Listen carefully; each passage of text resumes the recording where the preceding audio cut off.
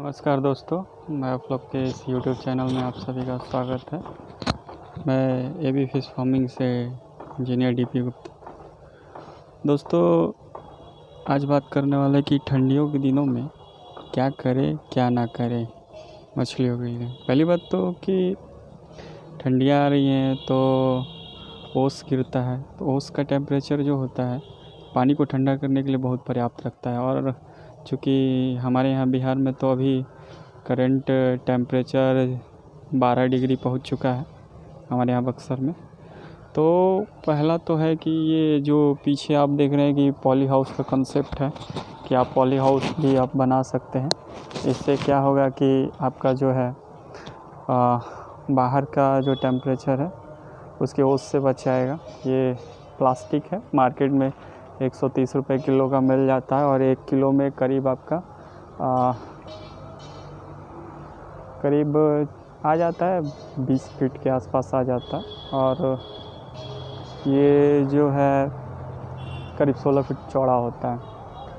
उसके अलावा आप जो है ये भी कर सकते हैं कि जो दाना आप लोग देते हो तो दाना में भी आप लोग को एक ध्यान देना होगा कि फ्लोटिंग फीड जो हम डालते हैं तो फ्लोटिंग फीड होता है कि सरफेस पे होता है, और सरफेस होता है सबसे ज़्यादा कोल्डर रीजन होता है। तो आपका जो है अपर सरफेस से लेके लोअर सरफेस के बीच में टेम्परेचर का बहुत ज़्यादा वेरिएशन होता है। मतलब अगर ऊपरी सतह पे तापमान अगर आपका मान के चलिए कि अगर 10 डिग्री है तो अंदर जाते जाते आपका मतलब 12-14 डिग्री का अंतर आएगा। तो क्योंकि ऊपर वाला सरफेस डायरेक्ट एयर के कांटेक्ट में होता है तो वो ज़्यादा ठंडा रहता है। तो कोशिश आपको ये करना होगा कि फ्लोटिंग फीड बंद कर दीजिए, आप सिंकिंग फीड दीजिए। सिंकिंग फीड बोले तो मार्केट में आता है, थोड़ा सा सस्ता भी पड़ता है, उसको यूज़ किया कीजिए। ये क्या होगा ना कि वो सीधे डूब जाएगा और मछलियाँ जो होती हैं जो सरफेस पे आपका फूड एब्जॉर्ब करे थे वो बॉटम में एक्वायर कर लेंगी। मैंने किया है और मछलियाँ खाती भी हैं। हाँ, ये है कि ठंडियों में वैसा नहीं खाएंगी जैसे नॉर्मल दिनों में खाया करती हैं। मतलब कि आप ये समझ लीजिए कि जो मछलियाँ आपको 1 केजी खाती होंगी वो मछली मतलब जिस टैंक में, कहने का मतलब है कि 1 केजी खाती होगी वो घट के आपका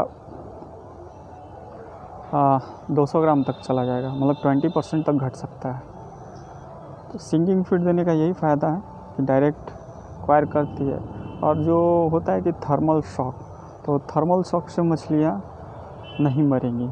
नहीं तो जब थर्मल शॉक लगता है मछलियों को, क्योंकि आप ही बताओ जैसे आपको उठा के शिमला से कोई भेज दे राजस्थान की गर्मी में तो क्या होगा, वैसा ही मछलियों के साथ होता है। बॉटम में उनको ज़्यादा गर्मी मिलती है और वो उठ के ठीक सरफेस पे खाने के लिए आती है। ऐसे में क्या होता है, उनको थर्मल शॉक लग जाता है और मछलियाँ मर जाती हैं।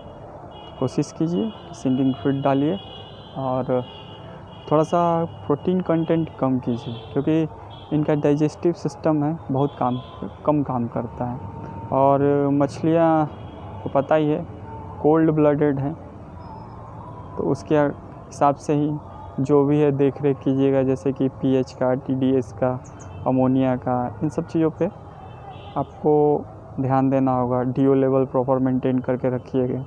क्योंकि बड़े बड़े टैंक हैं तो उसमें तो वाटर हीटर आप लगा नहीं सकते, और ना ही वाटर हीटर आपका काम करेगा। तो फ़िलहाल तो यही है, पॉली हाउस कंसेप्ट लीजिए, सिंकिंग फीड डालिए और वाटर में डीओ लेवल को मेंटेन रखिए।